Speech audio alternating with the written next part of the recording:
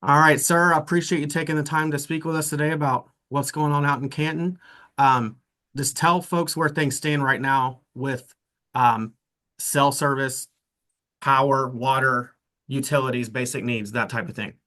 Well, first off, we're in active recovery, and that goes across the board. We are trying to restore power, trying to restore water services. I can't say enough about Haywood County and the town of Canton workers. I feel that we are making progress on all of the important issues. Again, there are people that we do not know and unaccounted for, which really highlights, I think, one of the major issues that we are facing, and it affects every ability for us to, restore services, to communicate with loved ones. What we have experienced, in my opinion, is an unacceptable and disgraceful breakdown of cellular technology. I lost cell phone service at approximately 8:30 during the storm, and I have yet to recover a stable signal other than having Starlink here at our police department.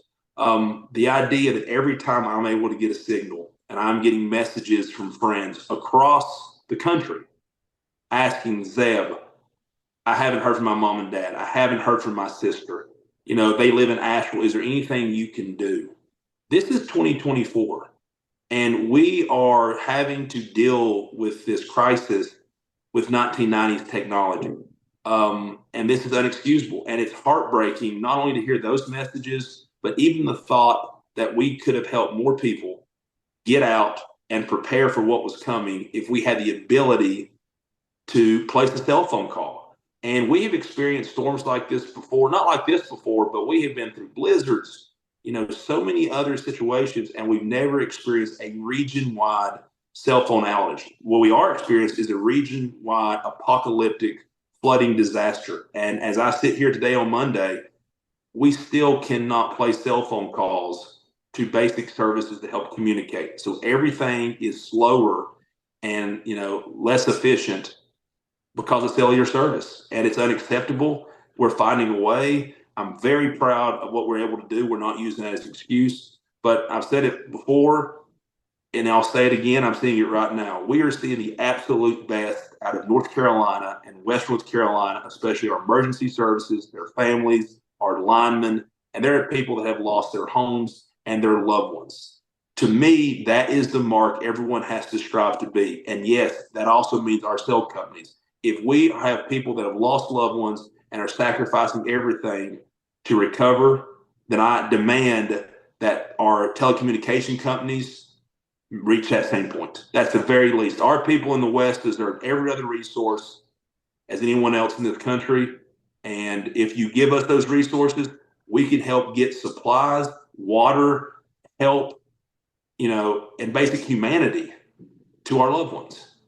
Have you this on the cell phone situation? So as of right now, Monday, coming up on noon Monday, people still do not have it's sporadic, it sounds like, or unless you've got a Starlink.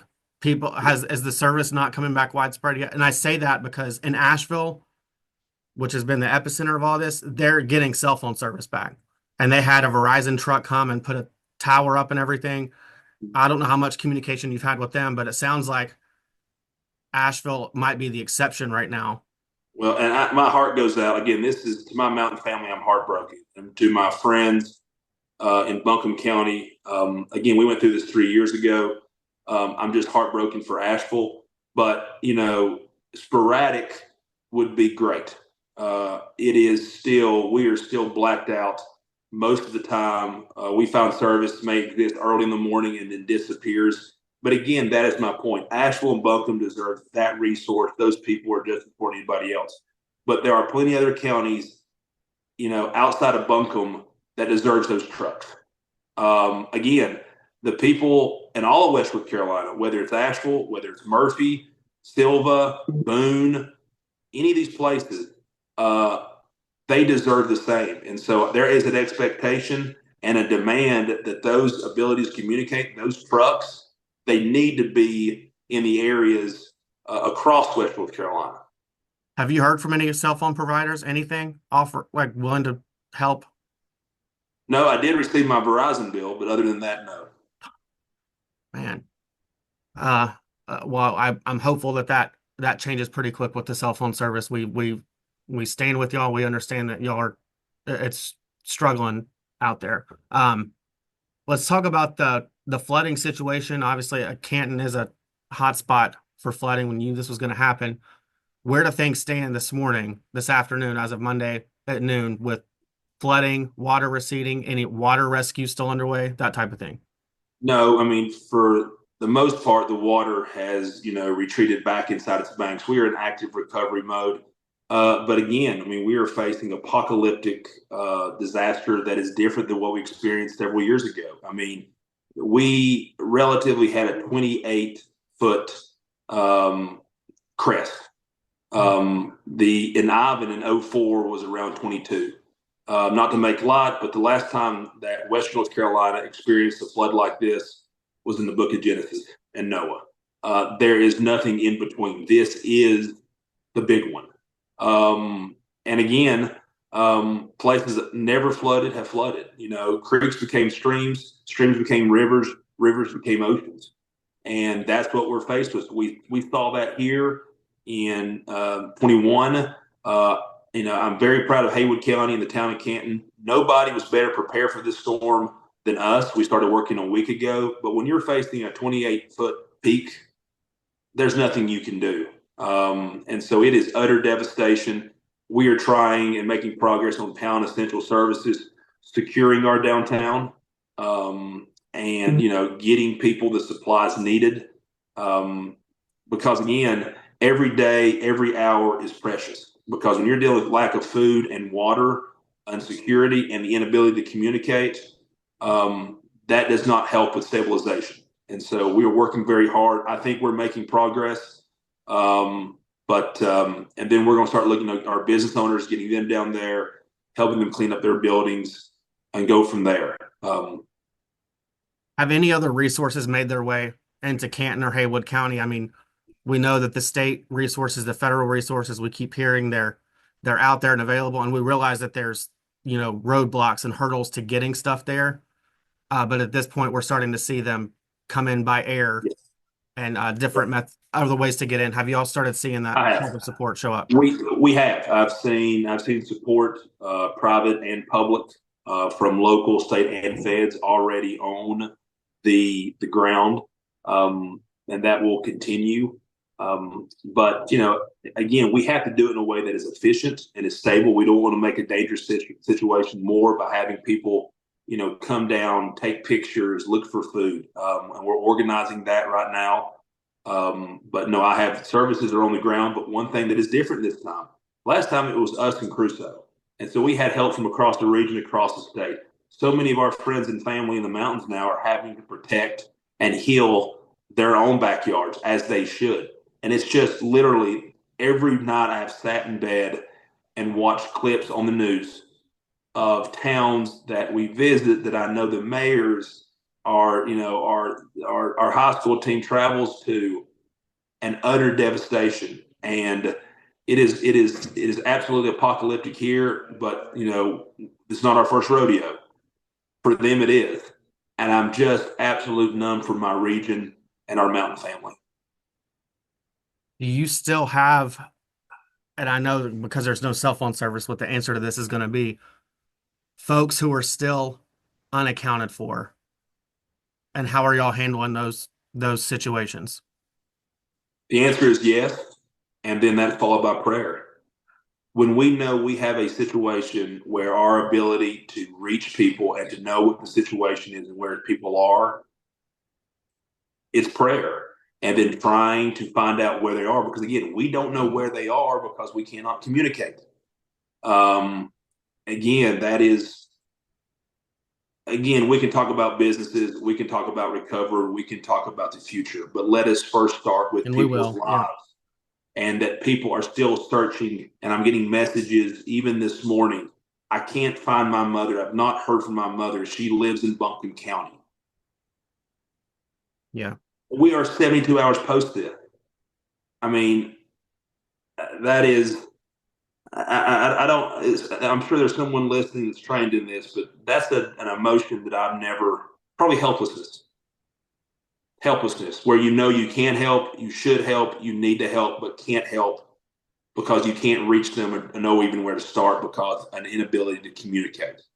And there was not even warnings of this. I mean, it was like, hey, guys, we're getting ready to experience this. We went from active cell phone coverage to blackout in the middle of the storm and have not recovered. And that's for all of us, but for Starlink and systems like that. I mean, I'm watching people walk down the road with their cell phones in the air like they're trying to catch a butterfly to catch a signal. The people of West North Carolina, the people in North Carolina, heck, the people in the United States, that shouldn't be the reality 72 hours later. There are areas that your first responders and rescue crews have not even been able to access yet due to roads being washed away. Are you dealing with that? We're seeing it a lot in the high Yes. country up in Boone, Watauga County, Chimney Rock area. I'm sure you've seen a lot of that stuff. So yeah, the city limits of Canton, I feel that we're good.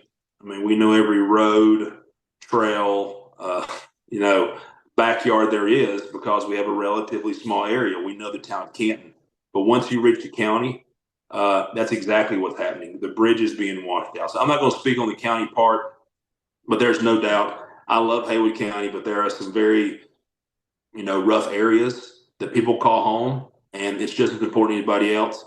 And I cannot imagine um, the ability to reach those people right now. We've had workers that have been able to make it to work because their bridges and roads have been washed out. To your knowledge, have y'all even gotten to this point yet? Been loss of life in Canton specifically? So in the city limits, no, that I'm aware of. I am without being confirmation because I can't confirm because we don't have communication. I'm under a pretty good understanding. The answer to that question is yes.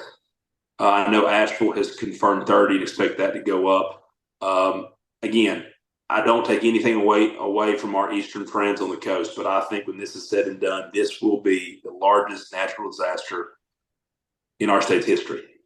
And I think the death toll will be breathtaking. And again, how many could have been prevented? That is a haunting question that I will want the answer to. And I promise you, elected or not elected, we deserve that answer because, again, this is going to happen again. Trust me, in Canton, we know, but it will also happen somewhere else. And I hope that nobody in the United States, when facing a disaster of this scale, has to go from the inability to communicate with their loved ones and the very people that are here to help and that can help them. That is a tragedy within a tragedy. Y'all have any? Is there anything that you need to get out to your community right now that you haven't really been able to, that you feel like obviously the cell phone situation has prevented that? You can get on Facebook when you're at the Starlink, but what is really your message to your community right now? Heed the warnings we're getting out. We have a very dangerous situation. Again, there's roads that you may think exist that do not. There's areas that you may think are stable that are not. But again, I can promise you because I'm seeing it firsthand. Supplies are being delivered, plans are being made. I am very proud. Again, what we learned 3 years ago, we have put into place from already. I mean, it's the small things. It took us weeks and weeks to get a FEMA declaration. The idea that Governor Cooper was able to get that to President Biden's death in the very hours following the storm is helpful. It's little things like that that we're communicating. But I also know the grit and toughness of my neighbors. They're resilient. But again, food, water, power, communication. I don't care how tough of a mountain folk you are, you need those things. And our job is to get those to you as soon as possible. But it would certainly help if I can make phone calls. I hear you. I hear you.